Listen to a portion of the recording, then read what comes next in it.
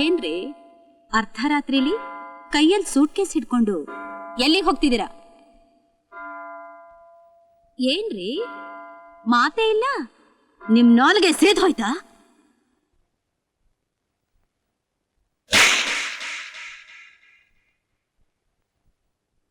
ಕೂತ್ಕೊಳ್ಳೆ ಕೂತ್ಕೊಳ್ಳೆ ಕೂತ್ಕೋ. ನಾಯಿನ್ ತಂದು ಸಿಂಹಾಸನ ಮೇಲೆ ಕೂರಿಸಿದ್ದಲ್ಲ, ಅದಕ್ಕೆ ನನ್ನ ಬುದ್ಧಿಗೆ ಚಪ್ಪಲಿ ಹೊಡ್ಕೋಬೇಕು. ಏನೇ ಹಾಗೆ ನೋಡ್ತಾ ಇದೀಯಾ?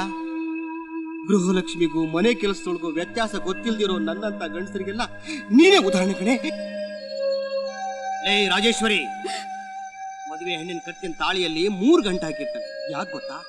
ಮೊದಲನೇ ಗಂಟು ತಾಳಿ ಕಟ್ಟಿದ ಗಂಡನ್ಗೆ ಹೆಂಡತಿ ತಗ್ಗಿ ಬಗ್ಗಿ ನಡಿಬೇಕು ಅಂತ. ಆದ್ರೆ ನೀನು ನಿನ್ನ ಗಂಡನ್ನೇ ಗುಲಾಮ್ನಾಗ್ ಮಾಡ್ಕೊಬಿಟ್ಟಿಲಿ.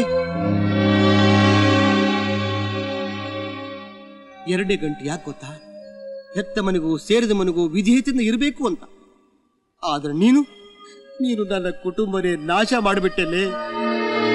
3ನೇ ಗಂಟೆ ಯಾಕೆ ಗೊತ್ತೇನೆ? ದೇವರು ದಿಂಡ್ರು ಅಂತ ಹೆದರೋಕೆ. ಇಷ್ಟೆಲ್ಲ ಆದ್ಮೇಲೆ ನಿನ್ನ ಕತ್ತಿಗೆ ತಾಳಿ ಯಾಕೆ? ತಗದು ಬಿಸ. ಲೇ, ಯಾವ ಆಸ್ತಿಗೋಸ್ಕರ ಇಷ್ಟು ದಿವಸ ನನ್ನ ಮಗಳ ಚಿತ್ರಹಿಂಸೆ ಮಾಡ್ತಿದ್ಯೋ ಆ ಆಸ್ತಿನೆಲ್ಲ ಕಸಕ್ಕಿಂತ ಕಡೆ ಅಂತ ಎದ್ದು ಈ ಪೇಪರ್ ಅಲ್ಲಿ ಸೈನ್ ಮಾಡಿ ನನ್ನ ಮಗಳು ಹೊರಟೋದ್ಲು ಕಡೆ, ಹೊರಟೋದ್ಲು. ತಗೋ, ಒಬ್ಬಳೇ ಅನುಭವಿಸು, ನೀನು ಒಬ್ಬಳೇ ಅನುಭವಿಸು.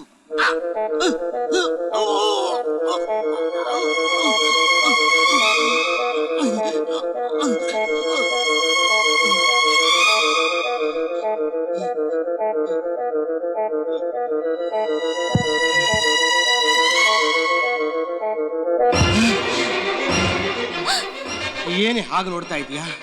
ಜೀವನದಲ್ಲಿ ಎಲ್ಲ ಕಳ್ಕೊಂಡ್ಮೇಲೆ ಬದುಕೋದ್ರಲ್ಲಿ ಅರ್ಥ ಇಲ್ಲ ಅಂತ ಇದರಲ್ಲಿರೋ ಅರ್ಧ ವಿಷಯನ ನಾನ್ ತಗೊಂಡಿದ್ದೀನಿ. ಇನ್ನು ಅರ್ಧ ವಿಷಯನ ನೀನ್ ತಗೋ. ತಗೋ, ತಗೊಳ್ಳೆ.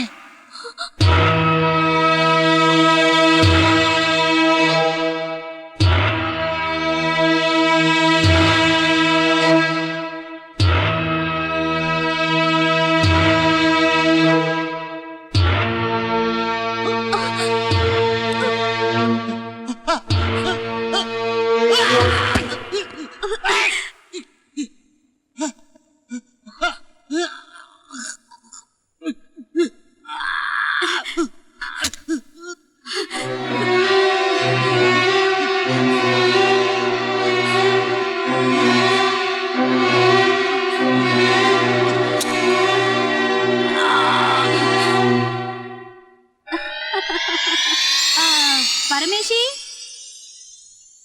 ಈ ರಾಜೇಶ್ವರಿನ ಯಾರೂ ಅಷ್ಟು ಬೇಗ ಏಮಾರ್ಸಕ್ಕಾಗಲ್ಲ. ಇಲ್ಲಿಂದ ನನಗ್ ಮೋಸ ಮಾಡಿ ಹೋದ ಮಲ್ಲಿಗೆನ ಬಿಡಬಾರ್ದು. ಆಯ್ತಮ್ಮ.